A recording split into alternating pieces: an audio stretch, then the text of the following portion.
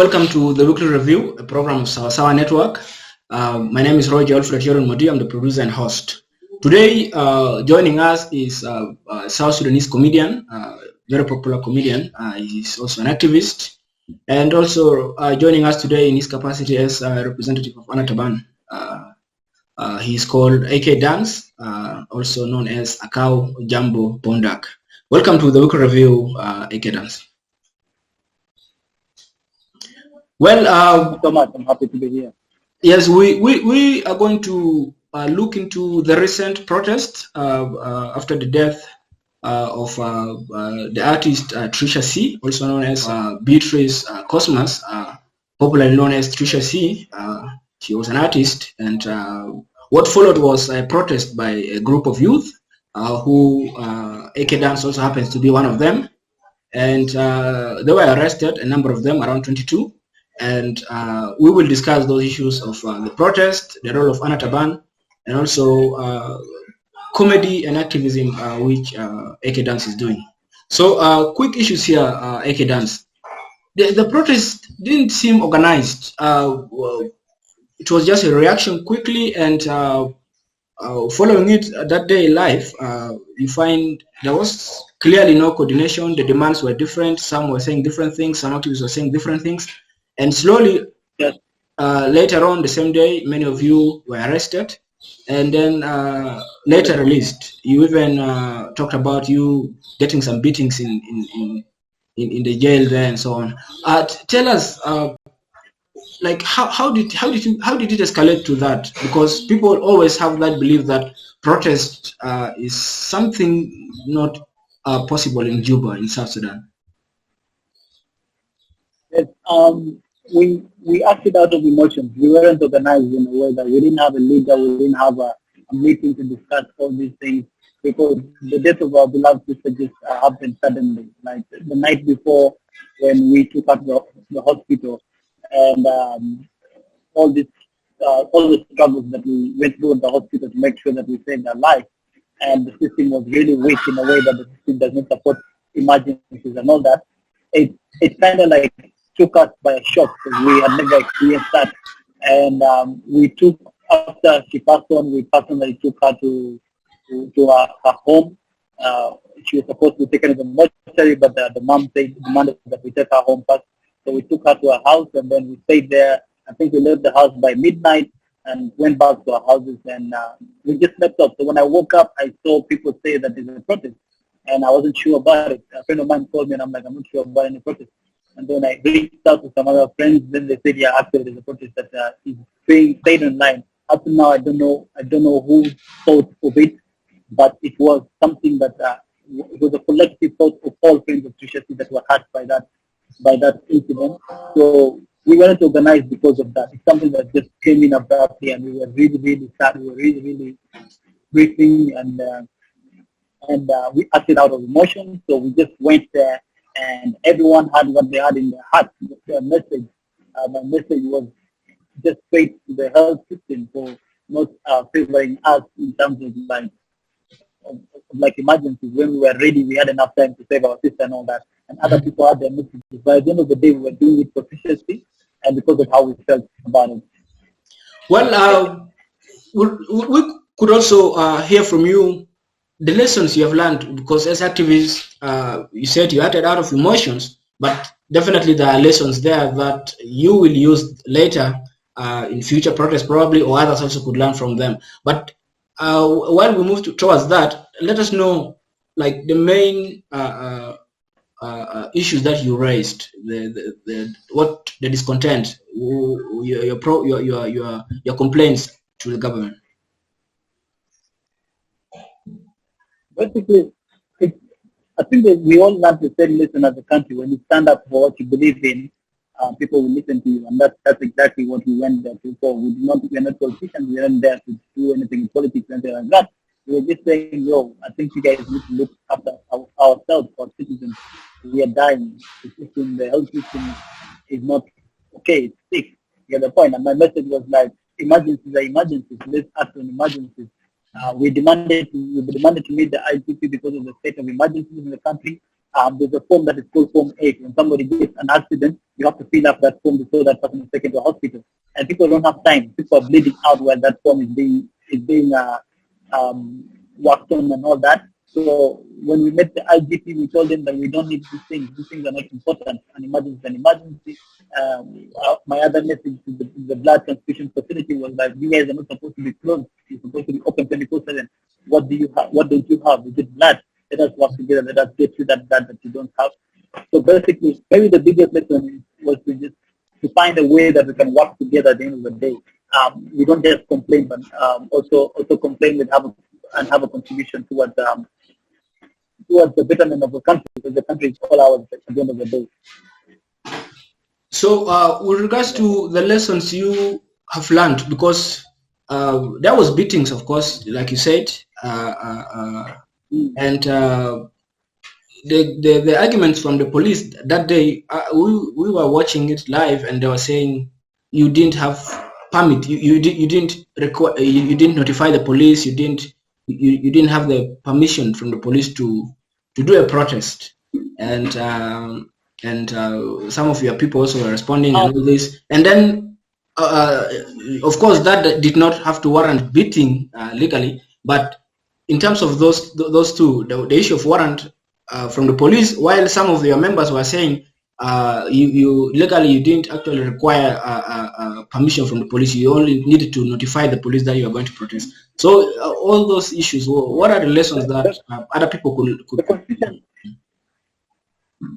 The Constitution says that we have a right to. The Constitution says that we have a right to a peaceful protest, right? But there is now a bylaw that is not embedded in the Constitution that says that we have to get permission. Now, if that bylaw is the one we're supposed to act on, then go put it in the Constitution. We are acting with the Constitution. So if you were saying that I'm supposed to get a letter, go put it in the Constitution. If you put it in the Constitution, I have my letter. My letter is the Constitution. So what we're saying is that we do not break any law that's in the Constitution. That's why I don't have charges. If I broke the Constitution, maybe I would have been charged. But what was I charged for? I wasn't. So all my friends weren't. So basically, we do not break any law in the Constitution. There's a bylaw that they say we're supposed to get a letter, but not in the Constitution. So if we are supposed to get that letter, okay, tell me how is it going to work out? Am I going to go to the police and like, hey, I need a letter from you guys. I'm very, very pleased with your health system and your system and what you guys are doing. I want to go on the streets and protest and disorganize and cause traffic jam. Are they going to give it to me? Of course not. Get the point. So we do not act out of the Constitution. That's what I can say. How much can I say to the bylaw? Those bylaws are just used to control the rights that the Constitution gives us. And I saw somebody was complaining on social media that to avoid these recurrent beatings or use of violence by police, perhaps those who were beaten should have sued the police for infringement on their rights. So with regards to those of you who had yourself detained and then released just without charges, and also you received beatings. So obviously, maybe not now, but what is your general thought about those ideas? Every single thing that happened on that day to me was worth it. My only payback is if the reforms that are made in the health system, and make sure that no other South Sudanese ever dies because of those things. So I'm not going to take anyone to court for beating me or anything like that. But right now we are seeing success. We are meeting with the Ministry of Health, and they're making changes in the system. That is the payback that I am getting, and that's the payback that my sister is getting, and that I appreciate that. So I'm not going to any court, or I'm not going to take anyone to court. Let's talk about the impact or achievements of that protest of that day, because I also read in one of the local media that the police decided to put some or most of those drivers of the tanks, the water tanks, for some examinations. So we read in the media that many actually failed in those examinations, and they had their licenses revoked. and they are told to go back for training school. I don't know what that is true, or just generally what are the achievements of that protest. Yes, that's right. The police has been doing some work ever since we protested, because we had a meeting with the Inspector General of Police, and he promised some reforms in the traffic, and he promised to reach out to the ministries of roads and all other ministries. And we had a meeting with the mayor as well, and he promised to put all the truck drivers on the road test and all that, and they're working on that. So there is small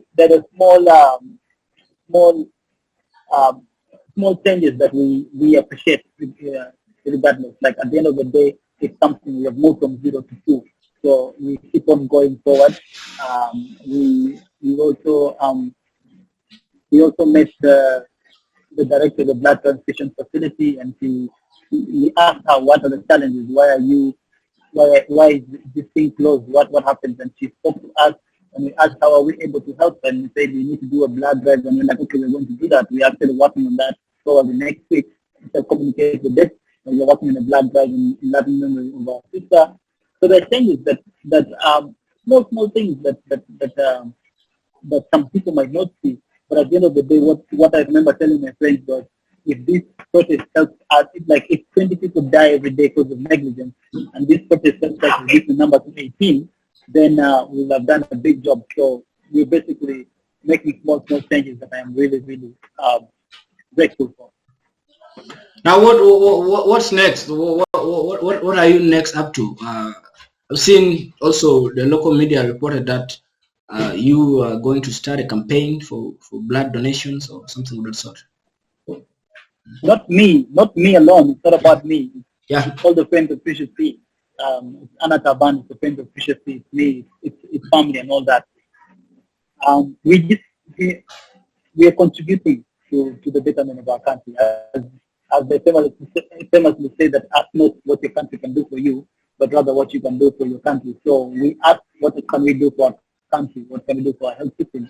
And we were told that these are the good falls. These are basically all the challenges that we saw on the day we tried to save our sister are the ones we are trying to cover. Is there lack of blood? Is there lack of blood in the hospitals and all that? Like, okay, we're going to get blood and put it in the hospitals.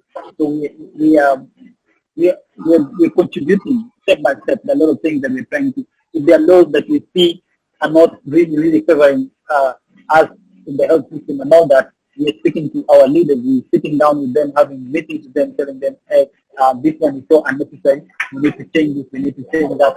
I just got good news from my brothers yesterday. They got a call from the director of the blood transfusion facility, who has been working with us properly. Dr. Victoria, she has been like listening to us and helping us out. So before, there's a process that is called cross-matching. When blood is being transferred to another person, there's a process called cross-matching. It's the process where they try to see if these two bloods can be the blood of the patient and the blood of the donor, if they're really compatible. So that cross-matching, I remember when our dead sister, when we were doing her cross-matching, it took us almost 40 minutes, 40 to 1 hour, because they had to pick it and take it to the national hospital. Only the national hospital could do cross-matching. But as of now, I think the ministry they just said yesterday that they have given all private hospitals the permission to do cross-matching across South Sudan.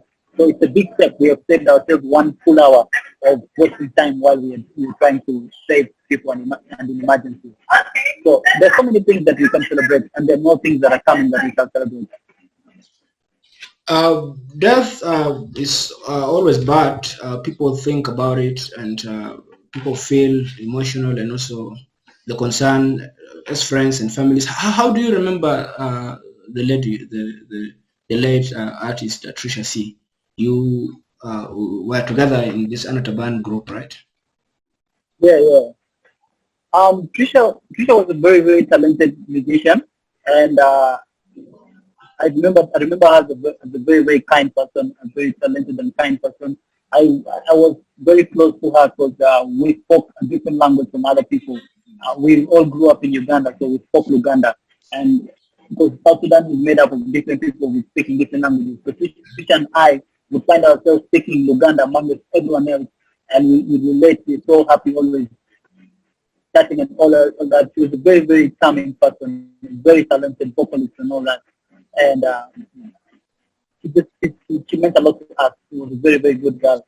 And it's sad that we had to lose her. Now, regarding the activities of Ana Taban, Ana Taban in the past few years, she used to be more active. Nowadays, maybe it is me. I have not been seeing many things happening, or the music that Ana Taban group would release those days, they are not there. What's happening? Or you guys are working in different forms nowadays? I cannot speak for the whole group. We have a person that does that, and I'm hoping that when you're able to reach him, you can ask him. But all I can say is that we are not quiet. We are doing what we can do in our capacity. COVID-19 has been a tough time, and things had to change. A lot of people had to change the way they do their things. So all I can say is that we are here. We were here. We were one of the first correspondents when our late sister got an accident. She actually got an accident next to our office. So we're the ones who came through almost as fast as people, and we did all we could. And we're still doing a lot of things in different areas. So I think you can just look at it as the effects of the pandemic at this point. Okay, and let's talk now about your comedy and activism. Personally, myself, I some years back I was considering doing a satire, news satire, some sort of, but then I was scared. I was like, South Sudanese are like, the situation with the war, people can get angry and then they may not take it as a joke and stuff like that. So I shelved the idea. But I've been watching your comedies, and there's fun and also there is education. So and there's that activism. Yeah. So how do you manage to do that, man? People are laughing despite the situation. I mean, I think it's all about passion. I believe passion drives you to bring out the best of yourself. And yeah, I think that's it. I actually did a satire show. You can check it out on YouTube. It's called State of the Nation. It's a satire show, and I was doing actually what you wanted to do. And so to me, it comes out so easy because it's something that I love to do, and I have so much passion for it. And I work day in, day out to make sure that I get it out. So my mind is always trying to figure out, just the same way that you're able to pull off this show properly, it's the same way that I pull off this thing properly, because it's a thing that I am really connected to. Yeah. I think also there is also courage, because sometimes with jokes, there are some few people who may not take it easily, but then when you have the courage to stand your ground on what you do, yeah, and then you defend it, it's fine. Because personally, I used to be like, no, I couldn't take some of the criticism. So yeah, and so you managed to do it so well. And then right now, how do you see it coming in terms of expanding it and people welcoming it in different for our age groups? Those of us, we understand sometimes there's other liars and other elders and all this. So what do you think about making it reachable for many other people, accessible to many other people? I mean, it's all about working with what you have at this particular point. If you have an art, you can either, if you want to do farming and you have an art, you can either figure out how that art can act like a whole, or you can sit down and wait to get a whole. So basically, I am just working with what I have. The people that are around me, the people that support me, and the people that I'm working with, and instead of waiting to buy a whole, I'm just going to work with these people, and more when time comes by, I will get a whole that will join and all that. So basically, it's working with what you have. There's so many South Sudanese that are supporting me and supporting us in general. So we work with those people.